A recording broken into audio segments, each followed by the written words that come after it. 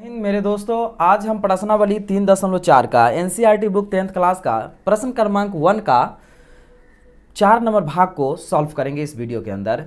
तो आइए देखते हैं ये प्रश्न क्या कह रहा है कि निम्न समीकरणों के युग्म को विलोपन विधि तथा प्रतिस्थापन विधि से हल कीजिए। ठीक है, इसमें हमको दो विधि से हल करना है, एक विलोपन विधि और दूसरा प्रतिस्थापन विधि से हमको हल करना है। यदि दोस्तों आपको वीडियो अच्छा लगे तो एक लाइक कर देंगे और चैनल को सब्सक्राइब कर लेंगे। तो आइए देखते हैं इस प्रश्न को हम हल कैसे करेंगे।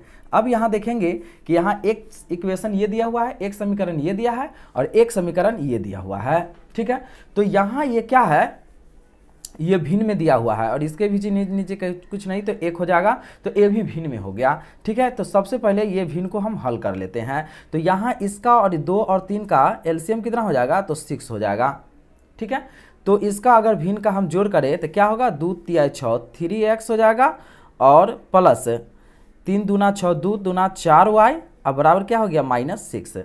अब इसको क्या कर लेंगे, हम लिखेंगे 3x प्लस 4y बराबर, सॉरी यहाँ -1 है, इसको जब गुना करेंगे तो -6 हो जाएगा, जो कि इक्वेशन 1 हमको यहाँ प्राप्त हो गया। ठीक है, और इसी तरह से इसको जब हम देखें तो इसका भी भिन्न क्या हो जाएगा, 3 हो जाएगा।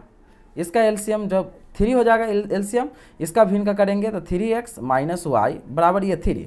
तो इस तरह से क्या होगा, 3x - y बराबर क्या होगा, 3 तिया 9। ये समीकरण क्या हो गया, 2 हो गया।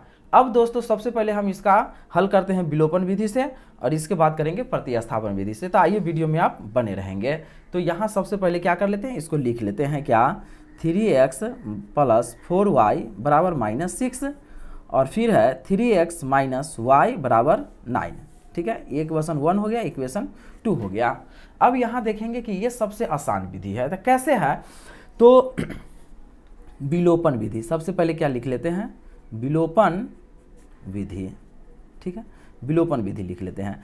तो यहाँ क्या करना रहता है विलोपन विधि में हमको कि या ना तो x को काटेंगे या नहीं तो y को काटेंगे। तो x और y को काटने के लिए क्या करना पड़ेगा कि x के पीछे जो डिजिट है उसको सेम बराबर करना रहता है, या y के पीछे जो डिजिट है उसको बराबर करना रहता है। तो यहाँ हम देख रहे हैं क्या कि x के पीछे जो दोनों डिजिट है 3x, तो यहाँ तो बराबर हो गया। तो बराबर हो गया तो सिंपल क्या करना है, हमको चिन्ह यहाँ पर बदल लेना है और चिन्ह बदलने के बाद क्या करना है, घटा देना है। तो लिखेंगे क्या, यहाँ पर लिखेंगे समीकरण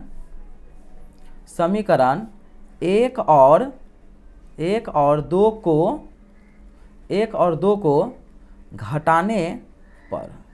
ठीक है, इस तरह से यहाँ पर हम लिख लेंगे और लिखने के बाद आसानी से क्या करते हैं, चिन्ह को हम चेंज कर लेते हैं। देखिए इसके पीछे कोई चिन्ह नहीं तो प्लस है, प्लस जहाँ रहेगा वहाँ माइनस हो जाएगा, जहाँ माइनस रहेगा वहाँ प्लस हो जाएगा, जहाँ प्लस रहेगा वहाँ माइनस हो जाएगा। अब क्या कर लेंगे, आराम से ये यहाँ पर ये कट जाएगा, 3x से 3x कट गया। अब यहाँ क्या हो गया, -4y और एगो y, तो क्या होगा 5y बराबर ये -6 और -9 कितना होगा, -15।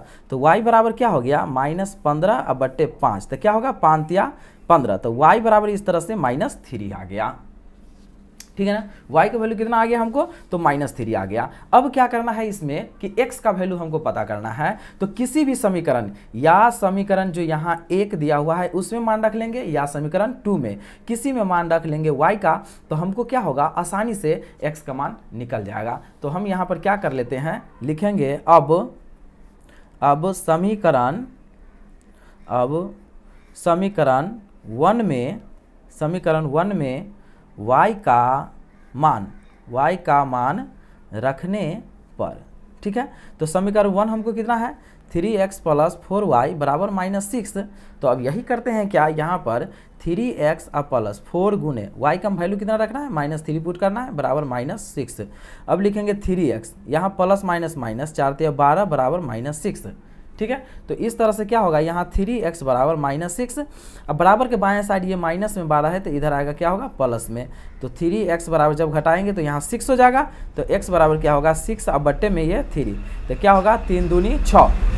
तो इस तरह से अगर देखें तो x का मान कितना निकल गया, हमको 2 निकल गया और y का मान कितना आ गया, तो -3 आ गया। तो ये दोस्तों जो आंसर आया ना, ये विलोपन विधि से आया कि x बराबर 2 और y बराबर -3। लेकिन इसी प्रश्न को अब हम बनाएंगे किस विधि से, तो इसी प्रश्न को बनाते हैं हम अब प्रतिस्थापन विधि से बनाते हैं, जो कि वीडियो में आप लगातार बने रहेंगे। तो आइए देखते हैं इस प्रश्न को कैसे अब हल करेंगे। तो यहाँ जो हमको लिखा हुआ है इक्वेशन, क्या लिखा हुआ है 3x + 4y = -6। अब क्या है यहाँ दूसरा 3x - y = 9। हमको किस विधि से इसको हल करना है? तो हमको करना है प्रतिस्थापन विधि से, ठीक है, प्रतिस्थापन विधि से हमको हल करना है। तो यहाँ क्या करना पड़ेगा, इक्वेशन 1 हो गया, इक्वेशन 2। तो इसमें सबसे पहले क्या करना पड़ेगा, हल लिख करके लिखेंगे समीकरण 1 को हल करने पर, ठीक है। तो यहाँ क्या होगा 3x + 4y = -6। तो अब इसको हम करेंगे तो क्या होगा, यहाँ लिखेंगे 3x = -6 और यहाँ देखेंगे कि ये प्लस में है, ठीक है, क्या चीज़ में है, ये प्लस में है, तो इधर आएगा तो माइनस में ये हो जाएगा। तो अब लिखेंगे x बराबर क्या हो गया -3 - 4y, अब बटे क्या होगा 3, ये समीकरण क्या हो जाएगा 3 हो जाएगा। अब यहाँ पर जो समीकरण जो 3 जो निकल गया उसको क्या करना है, ये x के मान को समीकरण 2 में हमको पुट कर लेना है। और समीकरण 2 में पुट जब ये करेंगे तो आसानी से हमको y का मान निकल जाएगा। तो लिखेंगे क्या, अब समीकरण 2 में x का मान रखने पर, तो समीकरण 2 क्या है 3x - y बराबर क्या 9। तो इसमें x का मान रखते 3, कोष्ट में क्या लिखेंगे -6 - 4y बटे 3 और ये -y बराबर क्या हो गया, ये तो 9 हो गया, ठीक है। अब यहाँ पर क्या करेंगे हम, ये 3 से 3 तो कट गया, तो अब लिखेंगे क्या ऐसे -6 - 4y -y बराबर यहाँ 9, ठीक है। y वाले को एक साथ लेते हैं तो -4y एगो y, तो क्या हो गया -5y बराबर ये 9। और यहाँ देखेंगे कि प्लस में 6 है तो इधर, सॉरी माइनस में 6 है तो इधर आएगा प्लस में हो जाएगा। तो अब लिखेंगे -5y बराबर क्या होगा 15। तो इस तरह से y बराबर क्या हो गया 15 अब बट्टा में -5, तो 5 या 15, तो y बराबर हो गया -3, ठीक है दोस्तों। तो हम यहाँ विलोपन विधि से जब निकाले थे तो भी y का मान कितना आया था, तो -3 आया था। अब हम क्या करेंगे, x का मान निकालते हैं। तो किसी भी समीकरण में x का मान हम पुट कर लेंगे जिससे कि आसानी से हमको निकल जाएगा। तो यहाँ क्या करते हैं, लिखते हैं तो समीकरण 3 में y का मान रखने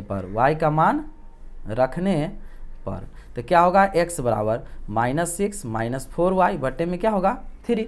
तो अब यहाँ हम रख लेते हैं, तो क्या हो जाएगा -6, ठीक है, और -4 गुने y का मान -3 और बटे में ये 3 हो गया। तो अब हम यहाँ पर क्या कर लेंगे, -6 माइनस प्लस, तो 12 बटा में हो गया 3। तो अब क्या होगा 12 में से 6 घटेगा 6 बटे 3, तो 3 दूना क्या हो गया 6 2, तो x बराबर क्या हो गया यहाँ पर 2 हो गया। तो इस तरह से दोस्तों यहाँ पर विलोपन विधि से जब भी हम निकाले थे तो भी x का मान 2 आया था और y का मान कितना आया था -3 आया था। और प्रतिस्थापन विधि से भी निकाले तो इतना ही आंसर आया। आप किसी भी विधि से निकालेंगे तो आंसर आपको उतना ही आएगा जितना कि विलोपन विधि से या प्रतिस्थापन विधि से निकालने के बाद आएगा। तो दोस्तों आपको वीडियो अच्छा तो खैर लगा ही होगा, लगा है तो चैनल को सब्सक्राइब कर लेंगे और एक लाइक तो खैर बनता ही है।